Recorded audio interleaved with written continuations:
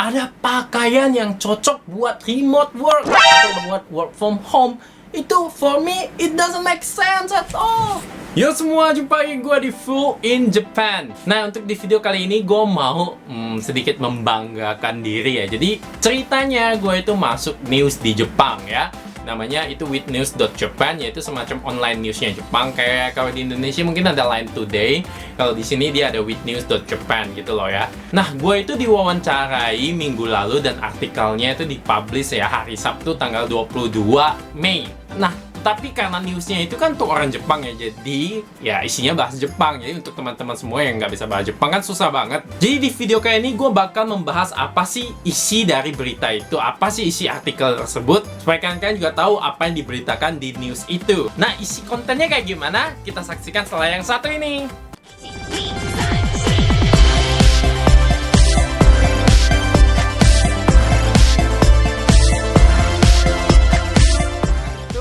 Nah oke guys, seperti yang tadi gue katakan, gue itu masuk artikel news di Jepang, yaitu witnews.japan. Di tempat news ini gue juga mau rekomendasikan buat kalian masih belajar bahasa Jepang dan belajar membaca, karena dia itu news ini itu dibikin sedemikian rupa sehingga gampang dibaca bagi orang yang belajar Jepang pemula, karena ada tulisan furigana setelah kanjinya. Nah, buat kalian yang sedang menekuni bahasa Jepang dan pengen keahlian untuk membacanya lebih bagus lagi, bisa kunjungi website ini, witnews.japan. Nah, balik lagi dengan isi artikel yang memuat tentang gua. Jadi artikel kali ini adalah tentang hal-hal unik apa sih yang gua alami sebagai orang asing ya dari Indonesia ketika gua sampai di Jepang ya. Dan ada beberapa hal unik yang tertuang dalam artikel tersebut. Nah, kita masuk ke isi artikel. Jadi pertama dia itu introduce diri gua ya. Jadi nggak kenal nggak sayang ya. Jadi di sini adalah my first life in Japan. Jadi gue pernah dikatakan sebagai insinyur ya, engineer dari Indonesia, dan udah tahun keempat di Jepang, dan gue tinggal sekarang di Kusatsu City, Shiga Prefecture.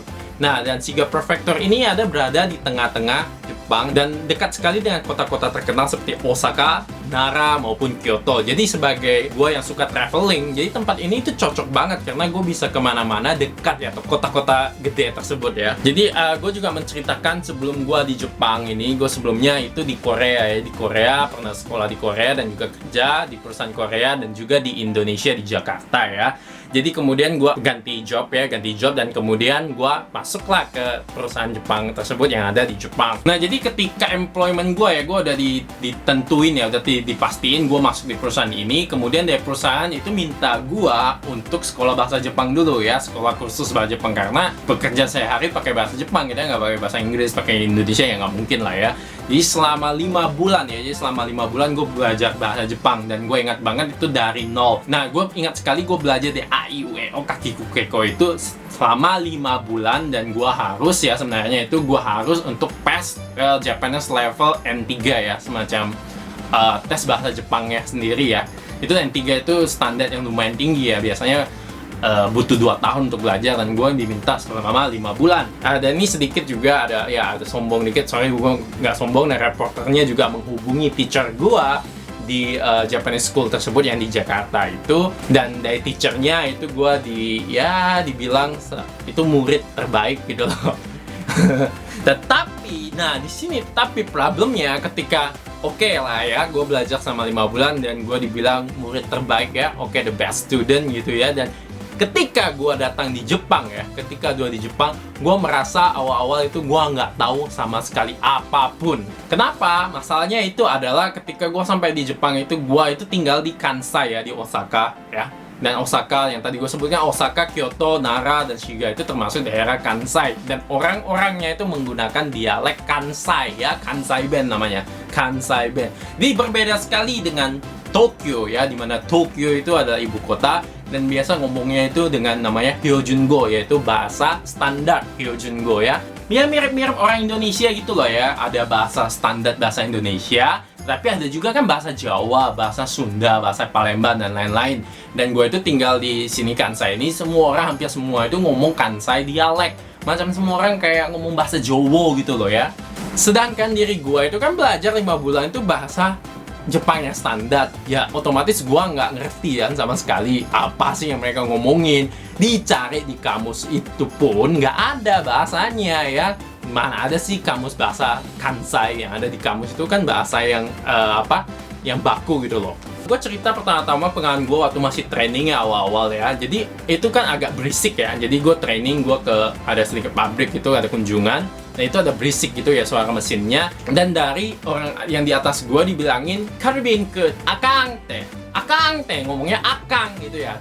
Dan gue itu nggak ngerti sebenarnya, dan karena berisik jadi gue cuma lihat Aka. Jadi sebagai informasi, merah dalam bahasa Jepang itu Akai. Dan kalau kita ngomong dengan cepat tuh biasa dengarnya cuma aka. Dan akang itu dalam bahasa dialek bahasa Jepang itu no, don't do that, dame artinya no, don't do that ya. Dan karena berisik kan, jadi gue cuma dengar akang gitu, akang.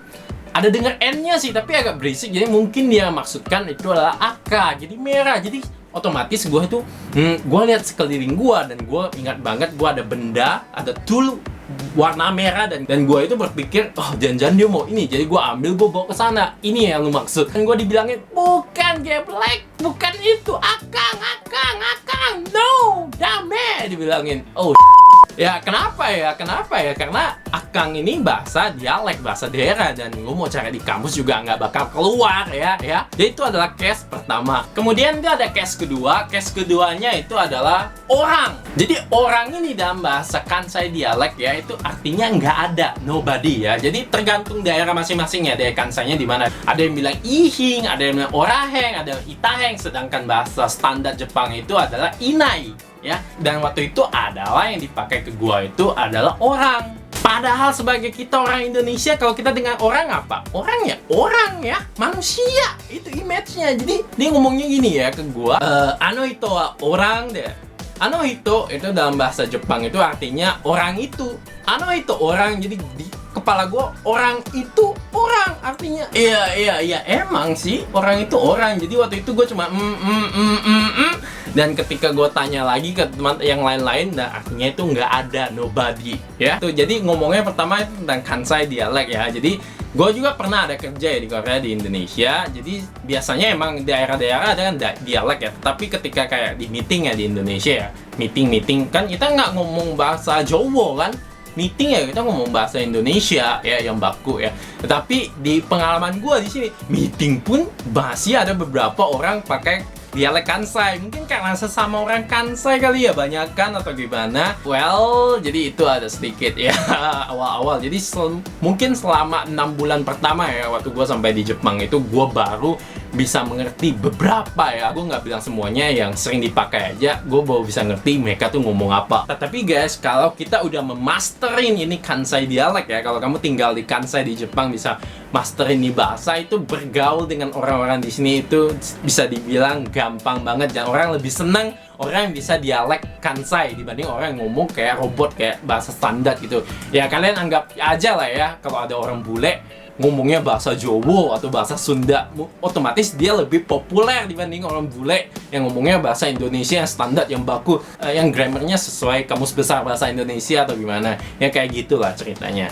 Nah, hal unik yang kedua adalah masalah jas ya. Ngomongin di sini adalah masalah jas. Jadi ceritanya ya, kalau kalian tahu di Jepang itu pasti ada business manner, bisnis tata krama dalam berbisnis ya, dalam dunia bisnis, oke gitu loh. Jadi kalian tahu kan kalau di film-film orang kalau kerja biasa pakai jas ya, kalau di Korea, di Jepang. Dan karena gue pengalaman juga pernah tinggal di Korea, dan gue pernah pengalaman juga kerja di Indonesia, jadi gue ada tahu lah sedikit tentang ini. Nah, tetapi bedanya Jepang ya apa? Di Korea itu biasanya kalau shoot ya, kalau jas itu lebih warnanya itu lebih bervariasi gitu loh ya, nggak melulu warna gelap. Jadi kadang-kadang mereka ada pakai warna terang ya, seperti light gray, lebih bervariasi dan lebih fashionable ya. Sedangkan Indonesia gimana? Indonesia ya jarang sih kita pakai jas kalau kerja ya, kecuali meeting-meeting sangat penting pejabat negara itu baru, tapi rata-rata ya cuma kemeja ya, karena panas. Ini nggak biasa kita pakai jas. Nah, ketika gue belajar di sekolah bahasa Jepang, gue dikasih tahu oleh teacher gua ya, di guru gua, bahwa kalau di Jepang itu ya, orang semakin tua warnanya itu semakin gelap jasnya. Kalau misalnya makin tinggi kayak bos nomor 1, biasanya itu gelap banget. Sedangkan yang masih muda itu warna-warna yang agak terang gitu ya. Jadi gua ketika ke Jepang, pertama ke Jepang, gua tuh bawa jas gua itu ada warna-warna ya, Ada emang navy ya, warna navy, kemudian ada warna light gray ya, abu-abu light. Kemudian ada juga warna biru gitu loh ya. Dan juga kemeja dalamannya itu gue juga ada pakai warna merah marun, warna biru lah, warna pink lah, warna putih lah ya. Suka-suka gue gitu lah. Karena gue juga pakai itu ya waktu gue bekerja sebelumnya. Dan gue merasa nggak masalah dong di Jepang. Karena gue belum pernah ke Jepang sama sekali waktu itu. Ceritanya lucunya ketika pertama kali sampai di Jepang, ketika gue masuk ke kereta, itu ya gila men. Itu semuanya itu orangnya pakai baju jas yang sama, gelap ya, sama semua. Dan ketika waktu itu gue itu mikirnya gini loh, ini kayaknya mereka ada acara perusahaan atau apa ya, jadi mereka pakai baju yang sama gitu loh, atau mereka kerja di perusahaan yang sama pakai baju yang sama, jadi ya wajar lah ya, satu perusahaan gitu mungkin ada acara atau apa. Tapi yang mengejutkannya ketika udah keluar dari tren dan kayak mereka pergi ke perusahaan yang beda-beda ya, tempatnya beda-beda, dan almost everyone there wearing the same suit. For me ya, di mata gue kayak gini dan gue kaget banget. Itu yang bikin gue kaget banget tentang masalah jas di Jepang. Kaget banget. Di Korea itu beda banget, kayaknya lebih warnanya lebih bervariasi, tapi di Jepang tuh kayak cuma satu warna. Dan ketika gue kerja di perusahaan gue, dia ngomong kalau kamu pakai jas itu warnanya harus gelap ya, yang dark navy atau yang hitam ya, sedangkan dalamannya itu putih. Jadi gue bingung gitu, dan itu nggak ditulis di peraturan perusahaan, nggak ditulis sama sekali, tapi cuma ngomong gitu loh. Jadi gue bingung banget dengan hal itu. Dan kata-kata dari guru bahasa Jepang gue ketika di Indonesia, yang dia bilang orang muda itu orang warna-warna agak terang dan orang tua itu gelap, itu salah bro, salah besar. Semuanya mau tua mau muda di sini semua warnanya sama, monoton, warna gelap dan dalamannya putih. Hal ketiga yang gue bahas itu adalah tentang work from home ya, karena coronavirus ini. Itu ada sedikit berhubungan dengan yang barusan saya ngomong. Jadi gue ngeliat website yang jualan jas yang terkenal di Jepang itu ya, emang rata-ratanya emang ada pilihan warna, tapi warnanya itu beda-beda dikit ya. Kalau dark navy, kemudian ada dark gray, kemudian ada black gitu ya. Emang kalau di website itu ya, kalau di layarnya itu kelihatannya ya ada beda. Wah, nama tulisannya juga beda. Tapi kalau kita pakai di luar itu sama persis, nggak ada beda. Bahkan di website itu ada yang lucu. Ada pakaian yang cocok buat remote work atau buat work from home. Itu for me, it doesn't make sense at all. Jadi gini ya, jadi kalau kita kerja remote ya, nggak di perusahaan itu ya, menurut gue itu, lu bebas pakai baju apapun. Yang penting itu nyaman ya, yang penting itu rapi, itu bebas ya. Kenapa harus dibikin baju buat work from home lah? Aneh gitu menurut gua. Dan itu terjadi di sini, di website Jepang. Gua nggak tahu ya kalau di online shop di Indonesia emang ada ya baju buat work from home khusus gitu. Kayaknya nggak ada deh. Tapi di sini ada ya. Ya, gua masih bisa ngerti kalau cuma dibilang kalau berpakaian rapi ya, ataupun bergerak. Tetapi enggak, ini baju khusus yang lebih outfit khusus buat work from home itu dijual di sini.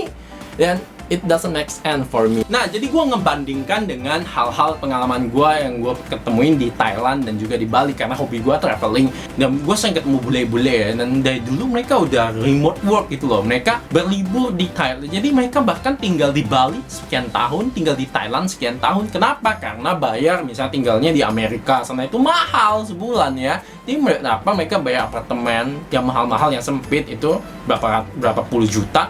Dan kan mereka tinggal di Bali atau di Thailand aja cuma berapa juta, itu murah. Jadi mereka remote work ya, kerjaan mereka itu ya asalkan ada internet bisa. Dan mereka itu pakainya santai banget ya, bajunya casual banget, polo lah atau shirt doang lah. Bahkan kadang-kadang mereka sampai di pantai lagi sambil kerjain, pantai cuma no sleeve gitu, nggak pakai baju juga, kadang sering gitu loh. Gitu yang itu, jadi image remote work ketika gua pikir itu remote work itu kita santai ya.